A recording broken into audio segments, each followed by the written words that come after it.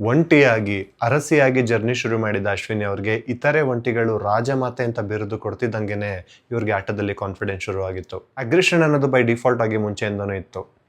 Beginning ಅಲ್ಲಿ big boss ಕೊಡ್ತಿದ್ದ ಟಾಸ್ಕ್ನ opposite ನಿಂತ್ಕೊಂಡೇ ಇವರು score ಮಾಡ್ತಾ ಇದ್ರು. ರಕ್ಷಿತಾ ಅವ್ರ ಜೊತೆ ಆದಂಥ ಒಂದು ಡರ್ಟಿ ಫೈಟ್ ಇವ್ರಿಗೆ ನೆಗೆಟಿವ್ ಇಮೇಜ್ ತಂದು ಕೊಟ್ರೆ, ಆ ಫೈಟಲ್ಲಿ ಸ್ಟ್ಯಾಂಡ್ ತಗೊಂಡಂಥ ಗಿಲ್ಲಿ ಅವ್ರಿಗೆ ಕಿಚ್ಚನ ಚಪ್ಪಾಳೆ ಸಿಗುತ್ತೆ.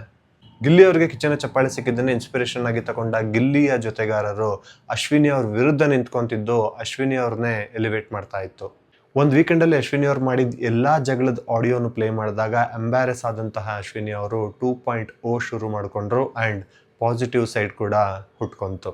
ಹಾಗಂತ 2.1ನಲ್ಲಿ ಏನು ಜಗಳ ಮಾಡಿಲ್ಲ ಅಂತಲ್ಲ, ಆದರೆ ಡರ್ಟಿ ಫೈಟ್ ಮಾಡಲಿಲ್ಲ. ಎಷ್ಟೊಂದು ಸಲ ಕ್ಯಾಪ್ಟನ್ಸಿ ಟಾಸ್ಕ್ ಆಡಿದ್ರೂ ಕ್ಯಾಪ್ಟನ್ ಆಗೋಕ್ಕಾಗಲಿಲ್ಲ. ಆದರೆ ಟಾಸ್ಕ್ನ ಮಾತ್ರ ಯಂಗ್ಸ್ಟರ್ಸು ನಾಚ್ಕೊಳ್ಳೋ ಥರ ಆಡ್ತಾ ಇದ್ರು. ನೆಗೆಟಿವ್ ಶೇಡಿಂದ ಸ್ಟಾರ್ಟ್ ಆದಂತಹ ಇವರ ಜರ್ನಿ ಲಾಸ್ಟ್ ವೀಕಲ್ಲಿ ಕಿಚ್ಚನ ಚಪ್ಪಾಳೆ ತಗೊಳ್ಳೋ ಮೂಲಕ ಪಾಸಿಟಿವ್ ಆಗಿ ಎಂಡ್ ಆಗಿದೆ.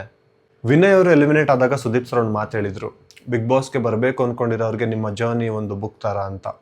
ಅಶ್ವಿನಿ ಅವರು ಆ ಬುಕ್ನ ಓದ್ಕೊಂಡು ಬಂದಂಗಿತ್ತು, ಯಾಕಂದರೆ ಇಬ್ಬರು ಜರ್ನಿಲೂ ಸಿಕ್ಕಾಪಟ್ಟೆ ಸಿಮಿಲಾರಿಟಿ ಇದೆ. ವಿನಯ್ ಗೌಡ ಅವರು ಬಿಗ್ ಬಾಸ್ ಗೆಲ್ಲಕ್ಕಾಗಲಿಲ್ಲ, ಅಶ್ವಿನಿ ಗೌಡ ಅವರು ಗೆಲ್ಬೋದಾ? ಕಮೆಂಟ್ ಮಾಡಿ. ಇಲ್ಯಾರು ಹೀರೋಗಳನ್ನ ಹುಟ್ಟಾಕಲ್ಲ, ನಮಗ್ ನಾವೇ ಹೀರೋ ಆಗ್ಬೇಕು.